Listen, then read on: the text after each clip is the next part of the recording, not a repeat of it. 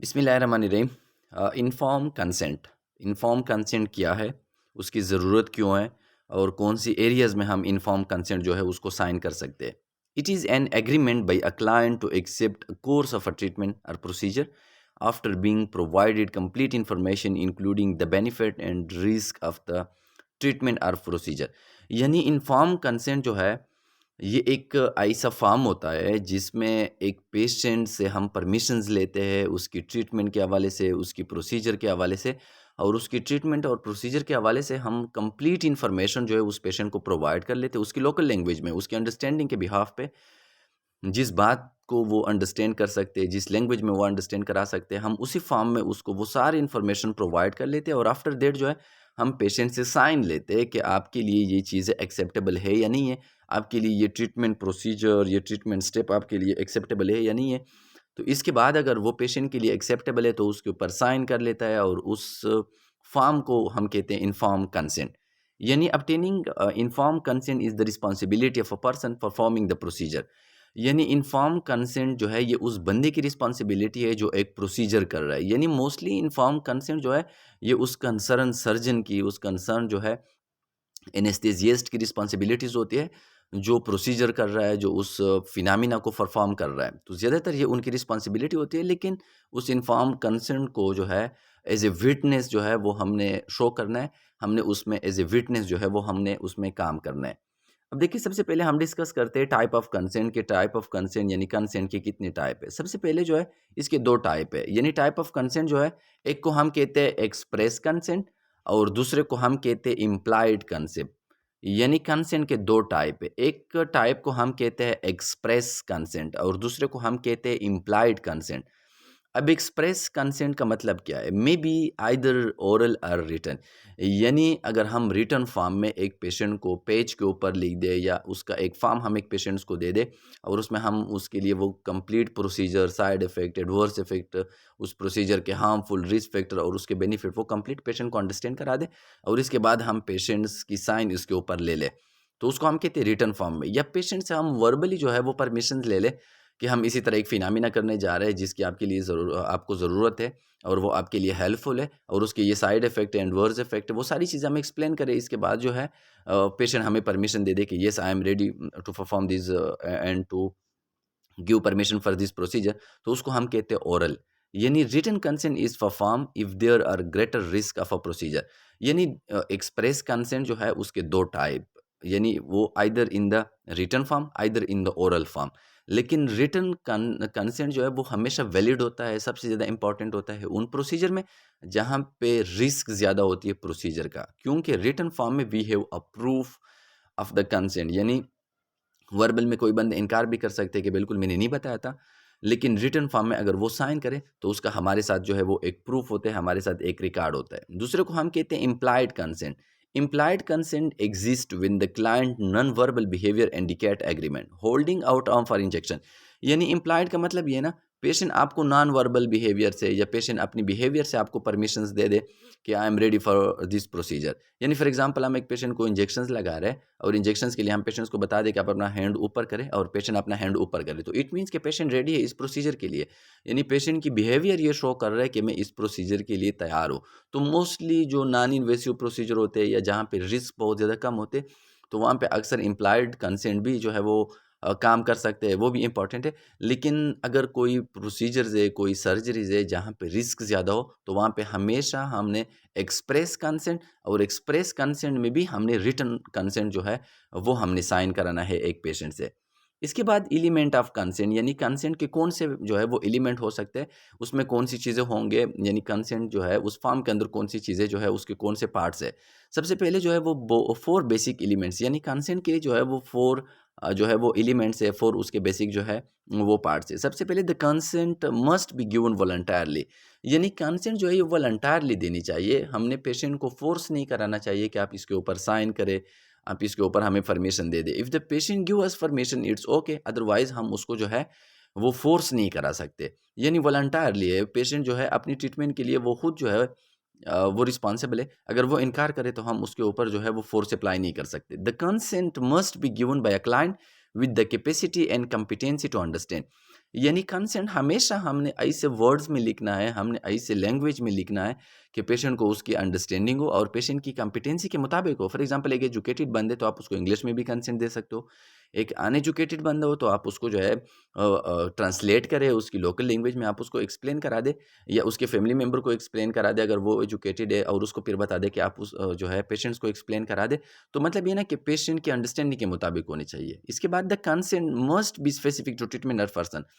यानी कंसेंट जो है इसमें इधर-उधर की बातें नहीं होनी चाहिए, बिल्कुल टू द पॉइंट चीज़ें होनी चाहिए, जो ट्रीटमेंट के साथ रिलेटेड हो, वही इन्फॉर्मेशन उसके अंदर लिखना चाहिए। जो रिस्क होते हैं, हार्मफुल साइड इफ़ेक्ट होते हैं, वो उसके अंदर जो है वो एक्सप्लेन करनी चाहिए और जो बेनिफिट्स होते हैं वो एक्सप्लेन करना चाहिए। एंड प्रोसीजर भी एक्सप्लेन करना चाहिए कि ये प्रोसीजर किस तरह होगा और पर्सन के मुताबिक होनी चाहिए, यानी इसमें इधर-उधर की चीज़ें नहीं होनी चाहिए। तो ये 4 एलिमेंट्स है, यानी एक कंसेंट जो है इन 4 चीज़ों का हमने ख़्याल रखना है, जब हम एक कंसेंट जो है वो एक पेशेंट से हम साइन करेंगे।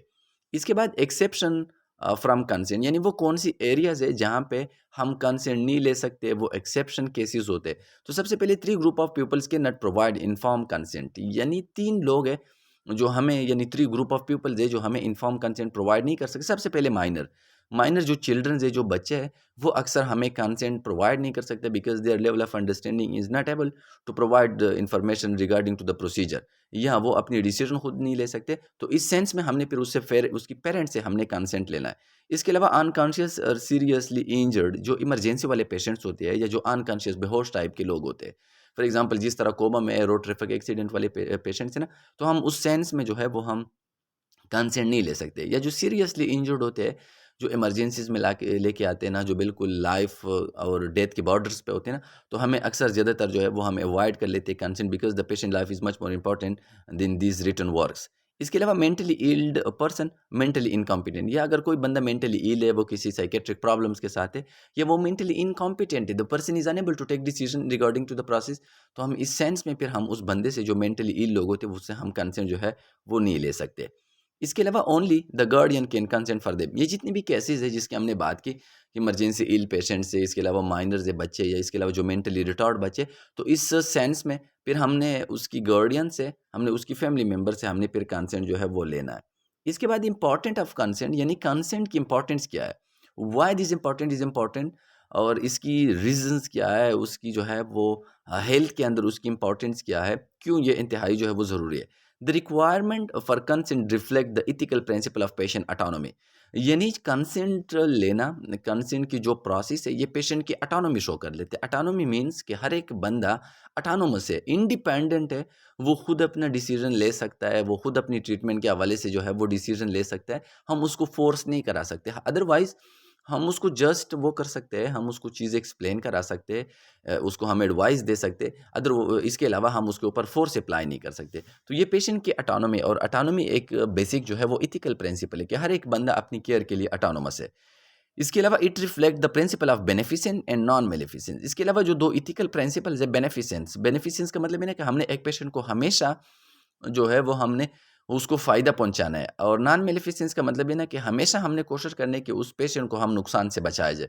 तो ये भी एक इसका पार्ट है, और ये शो करता है कि हमने जो है वो पेशेंट की बेनिफिसेंस और नॉन मेलेफिसेंस इथिकल प्रिंसिपल्स को हमने अपने प्रैक्टिस के अंदर लाना है। It save both health care members and patient legally in exceptional circumstances. अक्सर कुछ एक्सेप्शनल जो है वो सिनेरियोज़ होते हैं। फॉर एग्ज़ाम्पल अल्लाह ना करे एक बंदे और उसकी सर्जरीज़ हो रही है और सर्जरी के टाइम टाइम पे एनेस्थीसिया या प्रोसीजर की वजह से एक्सपायर हो जाए। तो ये एक एक्सेप्शनल केस है, तो इस टाइम पे अगर आपने कंसेंट लिया होता है पेशेंट से, तो आप लीगल वे में प्रोटेक्टेड रहेंगे। अगर आपके पास कंसेंट फॉर्म नहीं है, तो आप जो है आपके ऊपर केस हो सकते हैं, आपके ऊपर जो है वो लीगल एक्शंस लिया जा सकते हैं। लेकिन अगर आपके पास कंसेंट है, तो you will be protected in a legal way. इसके अलावा medical treatment must not be administered without obtaining patient valid consent. जो भी मेडिकल ट्रीटमेंट्स होते हैं, जो भी मेडिकल प्रोसीजर्स होते हैं, सर्जिकल फिनोमिना, सर्जिकल प्रोसीजर, वो इन्फॉर्म कंसेंट के बगैर स्टार्ट नहीं करना चाहिए। यानी first of all we must take inform consent from the patient, after that we may start this phenomena. Treatment investigation performing without consent constitutes battery, यानी ये अक्सर अगर हम विदाउट कंसेंट जो है वो ट्रीटमेंट स्टार्ट करें या इन्वेस्टिगेशंस जो है वो हम स्टार्ट करें, तो ये एक जो है प्रिंसिपल्स है जिसको हम कहते हैं बैटरी, ये इसके दायरे के अंदर आ जाते हैं। यानी an intentional unpermitted act using harmful और ऑफेंसिव कांटेक्ट विद अदर। यानी बैटरी का मतलब क्या है? बैटरी अगर एन इंटेंशनल यानी अगर हम इंटेंशनली अनपरमिटेड यानी पेशेंट्स ने हमें कोई परमिशंस नहीं दिया और हम कसदन एक फिनोमेना करें जिसकी वजह से पेशेंट को नुकसान पहुंचे, तो उस फिनोमेना को हम कहते हैं बैटरी। यानी पेशेंट की परमिशंस के मुताबिक बगैर अगर हम कोई इंटेंशनली यानी कसदन हम कोई ऐसी फिनोमेना करें जिसकी वजह से पेशेंट को नुकसान पहुंचे, या हम उसकी वजह से जस्ट कंटेक्ट करें जिसकी वजह से पेशेंट जो है वो उसको कोई नुकसान पहुंचे, तो उस फिनोमेना को हम कहते हैं बैटरी। इसके बाद जो है प्रोसेस ऑफ कंसेंट, यानी कंसेंट जो है उसकी प्रोसेस क्या है, हम किस तरह उसको स्टार्ट कर सकते हैं, हम किस तरह पेशेंट से कंसेंट जो है वो हम ले सकते हैं, यानी उसकी प्रोसेस क्या है। A form of consent is important to a client that contain the necessary information। सबसे पहले तो ज़रूरी बात यह है कि इस फॉर्म के अंदर वो हर एक चीज़ इंक्लूड करना चाहिए, हर एक चीज़ लिखना चाहिए, हर एक इन्फॉर्मेशन उसके अंदर लिखना चाहिए जो पेशेंट के लिए ज़रूरी है। इसके अलावा to give inform consent the client must not feel forced और प्रेशराइज्ड। इसके बाद जब आप कंसेंट ले रहे हो एक पेशेंट से, तो इसके बाद पेशेंट को आप फोर्स नहीं करेंगे, पेशेंट को आप प्रेशराइज नहीं करेंगे। यानी जस्ट आप उसको वो कंसेंट एक्सप्लेन करा दे, उसकी लोकल लैंग्वेज में आप उसको बता दे। इसके बाद उस पेशेंट को आप छोड़ दे कि वो अपना डिसीजन खुद ले ले। हम उसको प्रेशराइज नहीं कर सकते क्योंकि पेशेंट ऑटोनोमस है, पेशेंट अपनी डिसीजन के लिए, अपनी ट्रीटमेंट के लिए खुद रिस्पॉन्सिबल है।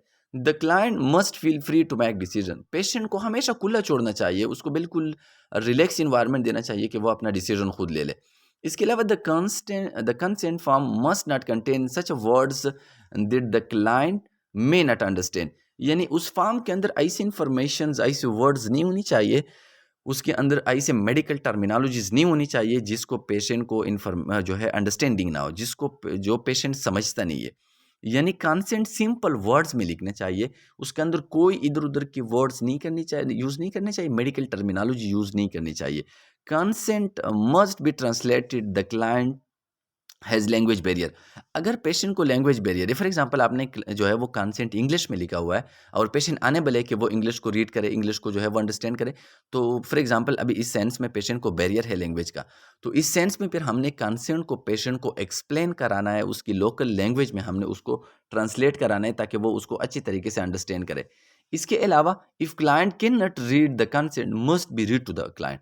अगर क्लाइंट जो है पेशेंट कंसेंट को रीड नहीं कर सकता, उसको प्रॉब्लम्स है, तो फिर हमने उसी तरह के पेशेंट को कंसेंट जो है वो रीड कराना है, उस पेशेंट को हमने वो कंसेंट जो है उसके लिए हमने ट्रांसलेट कराना है। इसके बाद necessary information in consent, consent के अंदर कौन सी इन्फॉर्मेशन जो है सबसे ज़्यादा ज़रूरी है जिसको हमने इंक्लूड कराना है। सबसे पहले the consent need to have the following information. सबसे पहले डायग्नोसिस ऑफ द प्रॉब्लम, यानी कंसेंट के अंदर वो कौन सी इन्फॉर्मेशन है जिसको आपने इंक्लूड करना है। तो सबसे पहले डायग्नोसिस ऑफ द क्लाइंट, यानी क्लाइंट कौन से बीमारी के साथ है, वो पेशेंट किस डिजीज़ के साथ है, उसको इंक्लूड करना चाहिए। पर्पस ऑफ द प्रोसीजर और ट्रीटमेंट, यानी ये जो हम प्रोसीजर कर रहे हैं उस डायग्नोसिस के लिए, उस प्रॉब्लम के लिए, उसका पर्पस क्या है, उसका मकसद क्या है। Benefit and possible risk of the procedure, इस प्रोसीजर की जो हम कंडक्ट करने जा रहे हैं उसकी पेशेंट के लिए कौन से बेनिफिट्स है और पेशेंट के लिए कौन से रिस्क फैक्टर है, इन दोनों को हमने जो कंसेंट फॉर्म के अंदर लिखना है, कंसेंट फॉर्म के अंदर हमने उसको मेंशंस करना है। इसके बाद जो है advantages of possible alternative to the procedure. इसके बाद हम पेशेंट्स को अल्टरनेटिव्स के बारे में भी बता देंगे। अल्टरनेटिव्स का मतलब ये है कि ये वाला जो ट्रीटमेंट हम कर रहे हैं, ये जो प्रोसीजर हम कर रहे हैं, इस प्रोसीजर के बगैर आप इसी तरह प्रोसीजर भी करा सकते हो, इसके साथ साथ आप ये वाला प्रोसीजर भी करा सकते हो। इस प्रोसीजर में जो हम करने जा रहे हैं और ये प्रोसीजर जो आप चॉइस करें, उसके अंदर ये और ये फ़वाइद है और ये उसके अंदर नुकसानात है। यानी आप पेशेंट को मल्टीपल अल्टरनेटिव जो है वो एक्सप्लेन करें और हर एक अल्टरनेटिव को आप पेशेंट को फ़वाइद और नुकसान के बारे में आप उसको आगाह करें ताकि पेशेंट उसमें से एक जो है अपने लिए सेलेक्ट करे। इसके अलावा नर्सिस रोल एंड रिस्पॉन्सिबिलिटी, जैसा कि हमने पहले बात की कि कंसेंट जो है वो फॉर्म साइन करना, this is the responsibility of those professional who are going to conduct the procedure. यानी ये उस बंदे की रिस्पॉन्सिबिलिटी, उस प्रोफेशनल की रिस्पॉन्सिबिलिटी जो प्रोसीजर कर रहा है, लेकिन हमारा उसके अंदर रोल क्या है और रिस्पॉन्सिबिलिटी क्या है। ऑल दो this is the responsibility of a physician or surgeon to take consent from the client, yet it is the responsibility of a nurse to witness the informed consent. This witness involves, यानी जिस तरह मैंने बात की कि consent sign करना ये किसी फिजिशियन की या किसी सर्जन की रिस्पॉन्सिबिलिटी है, लेकिन हमारा उसके अंदर जो रोल है वो एज ए विटनेस है कि हम उस कंसेंट फॉर्म का गवाह होंगे। अब देखिए ये कौन से जो है वो विटनेस हो सकते हैं। The exchange between the physician surgeon and the client, यानी क्लाइंट और सर्जन के दरमियान में जो एक्सचेंज होते हैं। फॉर एग्जांपल एक सर्जन हमें बता दे कि आप इस पेशेंट से कंसेंट फॉर्म ले लें, या एक सर्जन हमें बता दे कि आप इस पेशेंट के साथ अपनी वो जो इन्फॉर्मेशन है वो उसके साथ जो है वो शेयर करा दे। इसके अलावा clarifying that the client has clearly understood the consent statement, इसके अलावा इस चीज़ की क्लेरी करना, इसको क्लेरिफाई करना कि एक पेशेंट को बिल्कुल उस कंसेंट की अंडरस्टैंडिंग आ चुकी है, यानी इस चीज़ का हम विटनेस होंगे, गवाह होंगे कि पेशेंट को बिल्कुल उसी सर्जन ने ये सारी प्रोसीजर, ये सारी फिनोमेना, ये सारी रिस्क फैक्टर एक्सप्लेन कराई थी और पेशेंट को उसकी कंप्लीट इन्फॉर्मेशन हुई थी during the time of consent signing.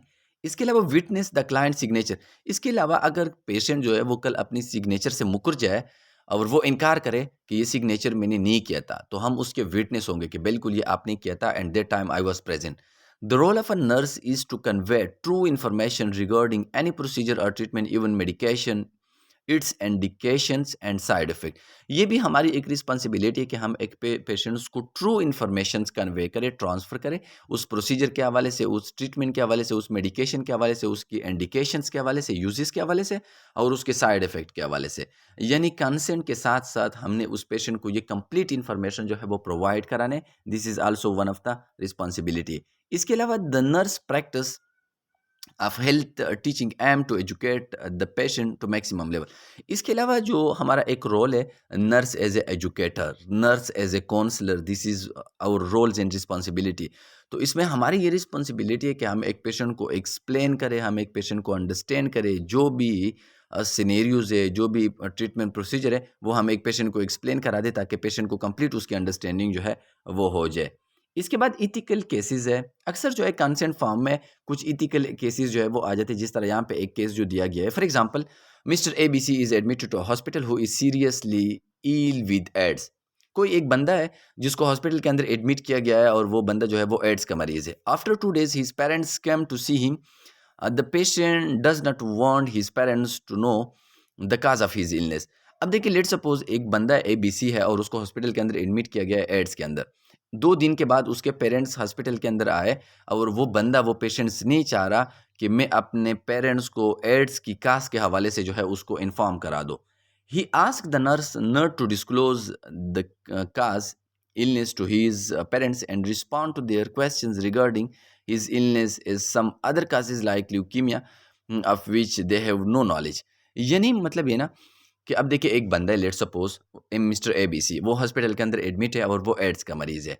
2 दिन के बाद उसके पेरेंट्स आए और उस पेशेंट्स ने वहाँ पे जो ऑन ड्यूटी नर्स थी उसको बताया कि मेरे पेरेंट्स को मेरे डिज़ीज़ के हवाले से, कि इस बंदे का एड्स है, इसके हवाले से आप उसको एक्सप्लेन ना करा दें, बल्कि उसको कोई ऐसी डिज़ीज़ के हवाले से बता दें जिस तरह ल्यूकीमिया है, ब्लड कैंसर से, जिसका मेरे पेरेंट्स को कोई इन्फॉर्मेशंस ना हो। तो ये एक जो है वो सिनेरियोज़ है। अब इस सिनेरियोज़ में हमने देखना है, देखिए अगर हम उसमें पेरेंट्स को झूठ बोल दें कि आपके बच्चे को बिल्कुल एड्स नहीं है, आपका बच्चा ठीक-ठाक है, उसको कोई ल्यूकीमिया, कोई दूसरी डिसऑर्डर है, कल अगर उसको पता चले तो उसका हमारे ऊपर ट्रस्ट जो है वो उड़ जाएगा।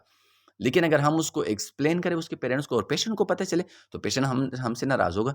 तो इस जो है वो सिचुएशंस में हमने कॉन्फिडेंशियलिटी को ब्रीक करना है, because if the parent is unaware of the disease of their child, तो वो डिज़ीज़ उसके पेरेंट्स के लिए भी एक रिस्क हो सकते हैं। तो इसी तरह की सिनेरियोज़ के अंदर जहाँ पे उसके फैमिली मेंबर रिस्क पे हो, जहाँ पे बाकी लोग कम्युनिटी के रिस्क पे हो, हमने पेशेंट की कॉन्फिडेंशियलिटी को ब्रेक करना है और पेशेंट की इन्फॉर्मेशंस को हमने बाकी लोगों के साथ जो है वो हमने शेयर कराना है। अब इस सेंस में द नर्स आस्क यानी the parents ask the nurse, does their son have AIDS? यानी उसके पेरेंट्स ने उसके नर्स से पूछ लिया कि मेरे बच्चे को एड्स है। Should the nurse breach the confidentiality of the patient? तो इस सेंस में क्या इस नर्स को कॉन्फिडेंशियलिटी को जो है वो ब्रीक करना चाहिए, उसको जो है वो तोड़ना चाहिए? येस, ऑफ कोर्स, बिकॉज़ अगर हम उसको ब्रीक ना करें तो उसके पेरेंट्स रिस्क पे है और कल अगर उनको पता चले कि मेरे बच्चे का एड्स था और हमने उसको झूठ बोला हुआ था, तो वो हमारे ऊपर जो है जो ट्रस्ट है वो ख़त्म हो जाएगा। Should the patient right to confidentiality take priority over the patient right to truth them? यानी please discuss with authentic argument. तो ऑथेंटिक आर्गूमेंट्स का मतलब यह है कि देखिए कॉन्फिडेंशियलिटी को जिस तरह हमने पहले बात की, ये उस सेंस में हम ब्रीक कर सकते हैं, हम तोड़ सकते हैं, हम पब्लिक करा सकते हैं, जहाँ पे बाकी लोगों को प्रॉब्लम्स हो, बाकी लोग रिस्क पे हो। जिस तरह ये एड्स वाला सिनेरियोज़ है, अगर हम उस बच्चे के पेरेंट्स को हम ना बताएँ कि आपके बच्चे का एड्स है, तो वो उसके साथ एक जगह पे जो है वो खुराक खाएँगे, एक जगह पे उसके साथ जो है वो चीज़ें शेयर करेंगे और वो उसके रिस्क पे होंगे कि वो एड्स उनके जो है वो पेरेंट्स तक भी और बाकी उसके फैमिली मेंबर्स तक जो है वो ट्रांसफ़र हो जाए। तो इस सेंस में फिर हमने कॉन्फिडेंशियलिटी की बजाय हमने फिर जो है उसकी इन्फॉर्मेशन क्लोज़िंग पे इन्फॉर्मेशन जो है वो शेयर करने पे हमने ज़्यादा जो है वो फ़ोकस करना चाहिए ताकि उसके बाकी फैमिली मेंबर भी उस बीमारी से जो है वो बच जाए। तो this was about the confidentiality and this was about the informed consent. तो कॉन्फिडेंशियलिटी का अगेन मकसद ये है कि एक पेशेंट की इन्फॉर्मेशंस को कॉन्फिडेंशियल्स रखना। जिस तरह अक्सर हम कहते हैं कि ये डॉक्यूमेंट कॉन्फिडेंशियल्स आपने किसी के साथ शेयर नहीं करना चाहिए, तो इस तरह कुछ इन्फॉर्मेशन भी कॉन्फिडेंशियल्स होते हैं, सीक्रेट्स होते हैं। तो इसी तरह की इन्फॉर्मेशन जो पेशेंट्स हमारे साथ शेयर कर लेते हैं रिगार्डिंग टू देयर डिज़ीज़, तो वो कॉन्फिडेंशियल्स होते हैं, उसको शेयर नहीं करना चाहिए एक्सेप्ट उस सिनेरियोज़ में जहाँ पे बाकी लोग जो है वो रिस्क पे होते हैं या हम अपनी हेल्थ केयर प्रोफेशनल के साथ जो पेशेंट की केयर के अंदर इन्वॉल्व है we can share with them. इसके अलावा दूसरी जो है कंसेप्ट की हमने बात की, वो हमने डिस्कस कर दिया इन्फॉर्म्ड कंसेंट। तो इन्फॉर्म्ड कंसेंट क्या है? इन्फॉर्म्ड कंसेंट एक फॉर्म होता है, एक परमिशंस होता है और वो परमिशन रिटन फॉर्म्स में होता है या जिस तरह हमने बात की वो वर्बल फॉर्म्स में होता है या वो पेशेंट्स की जो है वो बिहेवियर या जो नॉन वर्बल बिहेवियर है उस फॉर्म्स में होते हैं। तो कंसेंट पेशेंट की ऑटोनॉमी शो कर लेते हैं। कंसेंट ये शो करता है कि अगर पेशेंट हमें परमिशन दे दे कि आप ये फिनोमेना करें तो वी कैन डू दैट। अगर पेशेंट हमें मना करे, पेशेंट इनकार करे तो we can not do this phenomena. तो इन्फॉर्म्ड कंसेंट एक फॉर्म होता है जिसमें पेशेंट से हम उसकी ट्रीटमेंट के हवाले से, उसकी प्रोसीजर के हवाले से हम परमिशंस लेते हैं और ये पेशेंट्स की ऑटोनॉमी जो है उसको इंडिकेट करता है।